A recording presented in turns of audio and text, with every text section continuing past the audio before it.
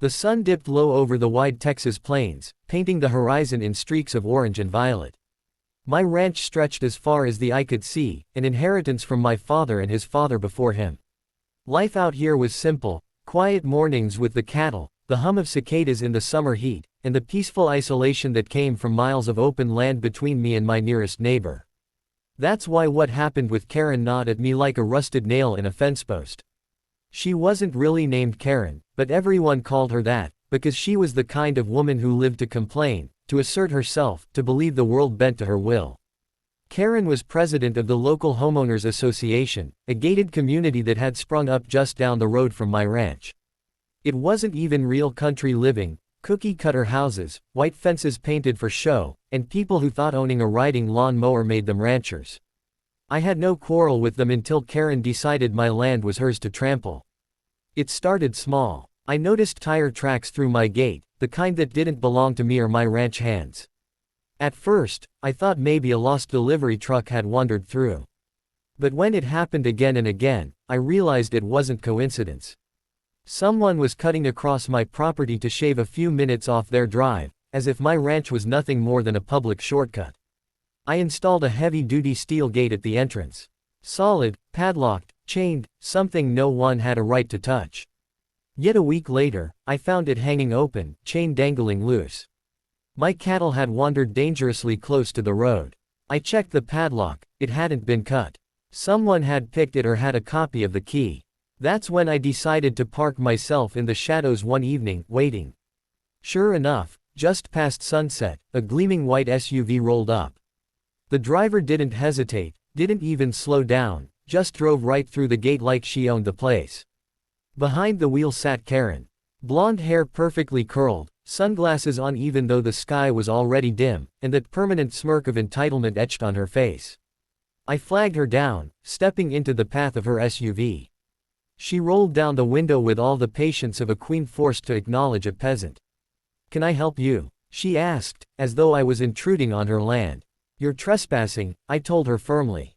"This is my ranch, my gate, my property. You don't drive through here." Karen scoffed. "Oh, don't be so dramatic. It's a shortcut to the highway. Everyone around here uses it. I'm not hurting anything. Everyone around here knows better," I shot back. "That gate is locked for a reason. My cattle could get out, and then it's not just my loss, it's a danger on the road." She waved a manicured hand. "You country people worry too much. I'll only be a minute.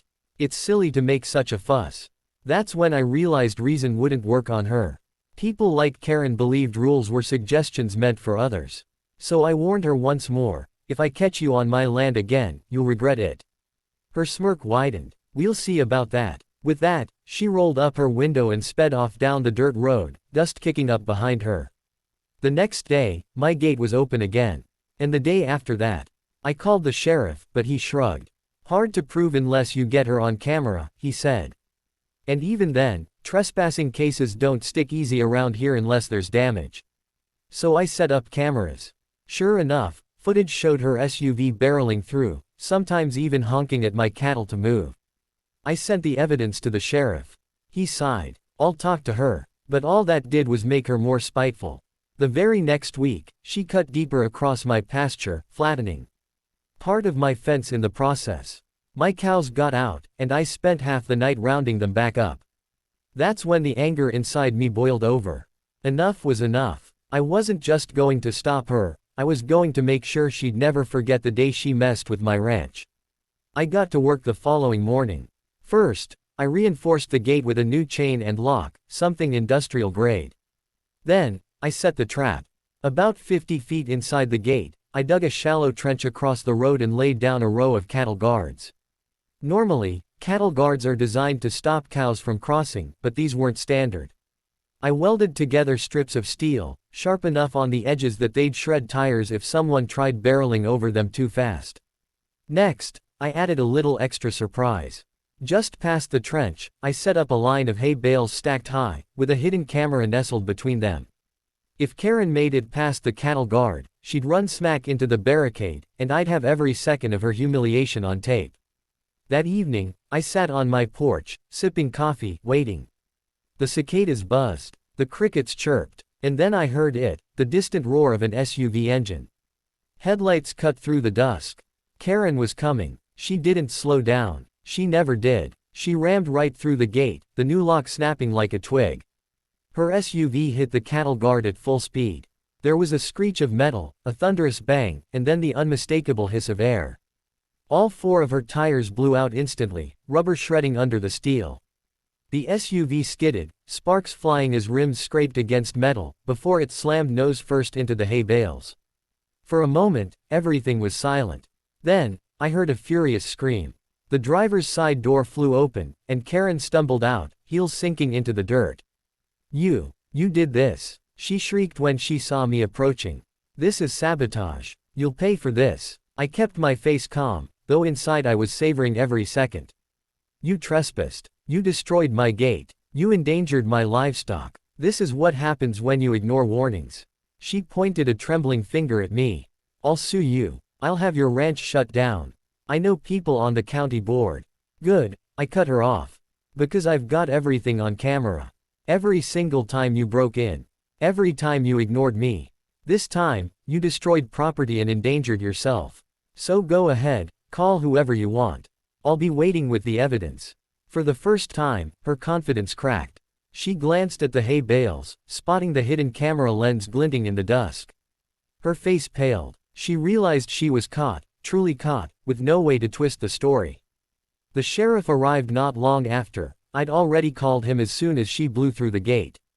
He took one look at the scene, at her shredded SUV and my bent gate, and shook his head. "Karen, you're under arrest for trespassing and destruction of property." She howled in protest, but the law wasn't on her side anymore. Not with the footage I had. As the deputies led her away, she spat one last venomous promise at me. This isn't over. But it was. In the weeks that followed, the HOA tried to distance themselves from her. The board quietly removed her as president, embarrassed by the scandal.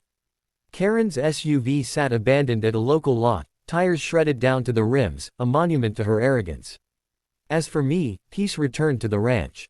The gate stayed closed, the cattle stayed safe, and no one dared cut across my land again. Every time I passed by those hay bales, I couldn't help but smile. Not because I enjoyed revenge, but because justice had been served, on my terms. Out here in the country, respect isn't optional. And if you don't learn that the easy way, well, the land has a way of teaching you the hard way. And Karen, she learned that lesson the moment her shiny white SUV hit the trap she never saw coming.